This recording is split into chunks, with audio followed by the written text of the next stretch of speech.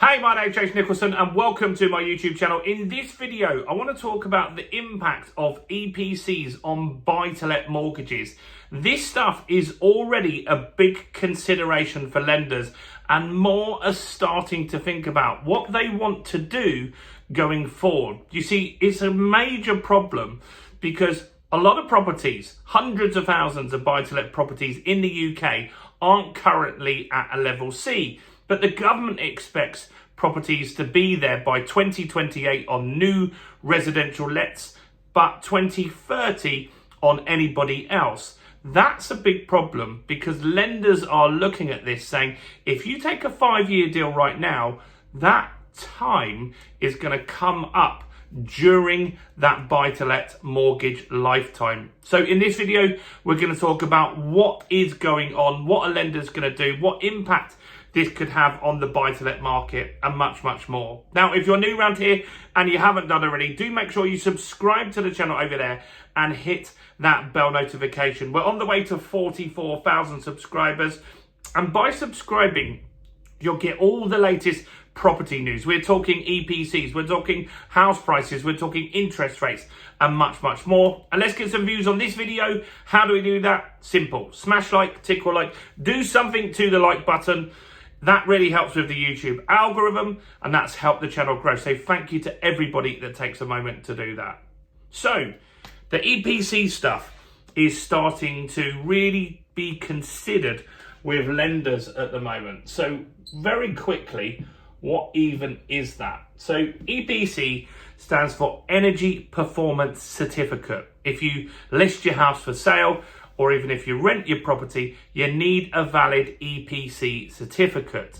And right now, the government is going through a process of looking at how we can get as many properties up to a level C. In fact, they're actually changing how they evaluate properties.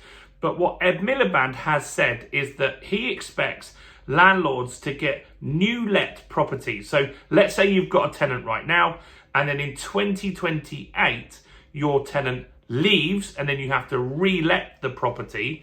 So in 2028, you would have to have a level C.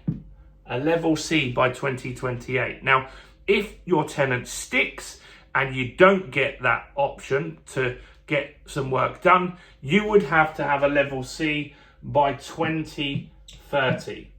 Now, this is a problem because a lot of landlords, the properties are really difficult to get up to that level. You've also got to consider, where do the tenants go when you're doing major works? If you are insulating all the internal walls of a property, it's going to be quite hard for a tenant to live there. Double glazing, maybe you can get round it. Solar panels, maybe you can get round it. But some of the work that is required is going to be really difficult. Now, the government knows that not every property is going to get up to a level C. And last November, they were saying that if you can't get to a level C, you've got to spend at least 10K getting your property as close to a level C as you can. Now, that's changed. It's now gone up to £15,000. Only a few months later, they've decided that they want landlords to spend £15,000. Now, there's also another problem.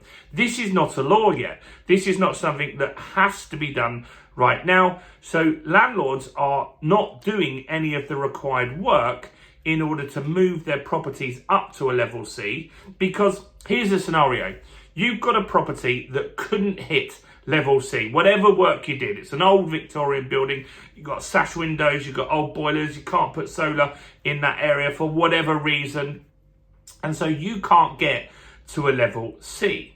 Now, if you spent 15 grand today doing your best, making the property as good as it can be, that 15 grand does not count towards ticking this off because it's not active yet. So when the law then became active, you'd have to spend another £15,000, which is a big problem. And that means that lots of landlords are sitting on their hands and not doing anything about this. You've also got the fact that in commercial, they said exactly the same thing, that you're going to have to get your properties up to a certain level. It wasn't a C. I think it was a D. Let me know in the comments if you know more about that. I'm not an expert in commercial real estate at all. But then they changed it. And so this very building that I'm in now was like an E, for example. No work was done because I've rented this property for 10 years. And then they got it reclassified. They got it retested. And they magically hit the D level. And that was very strange because the government changed how it's being worked out. And so governments are doing that. But with regards to lenders, they don't want risk. And so they're lending you loads of money and they have an element of risk with their portfolio. And so lenders at the moment are looking to improve their risk. And so they're offering better deals to landlords that have an EPC already. There's already products out there. For example, Barclays do one, Santander do one, and there are other lenders as well that are already giving the best rates and the best deals to landlords that have a level C. But lots of other landlords now are getting, not landlords, lenders are starting to evaluate what to do here. And because we've got uncertainty, that worries lenders. And so if you took, for example, today, you took a 5-year deal, that means you're going to fall into the 2028 for sure and the 2030 deadline as well. So you're likely to fall into both of those deadlines there. And lenders now are getting worried about lending on 5-year deals to properties that have a level C or below a level C. And so some lenders are pulling deals and only offering 2-year deals at the moment. So this is going to become more of a problem as we get closer to the 2028 deadline. And here's what needs to happen. Firstly, the government need to make a decision and follow through with it, because the Conservatives had this same EPC regulation. And then just before the election, they abandoned it. They said, look, we're not going to implement this. It's not going to work at the moment. And so we are stopping it indefinitely. Labour have gone with a different stance. They've said, we're going to change how the EPCs are worked out. I believe, and I might not be 100% right on this, and you can let me know what you think, I believe that they will make it easier to hit a level C. So some people that have got a D today will jump up to a C on their when they redo the test. Now, the reason for that is the government can then say we've got hundreds of thousands of people to improve their properties, and they can use that in all their marketing and saying, look at us, we're doing absolutely fantastic stuff, and they tick off a major problem here. So I think that it will get easier to get a level C, but that could be totally wrong. But what I do think needs to happen is the government need to make a decision.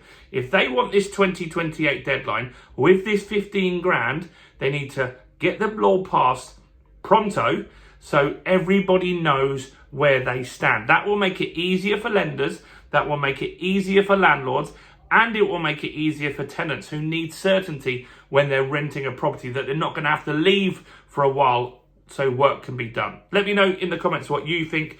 But yeah, when you're looking for a remortgage now, if you are a landlord and you don't have a level C, you're going to have less options at the moment. And that is going to get worse as time goes on until the government give us the clarity that we need to do the job properly. Let me know what you think in the comments. Do smash like and subscribe. Do check out all the other content as well on the channel, including this video right here.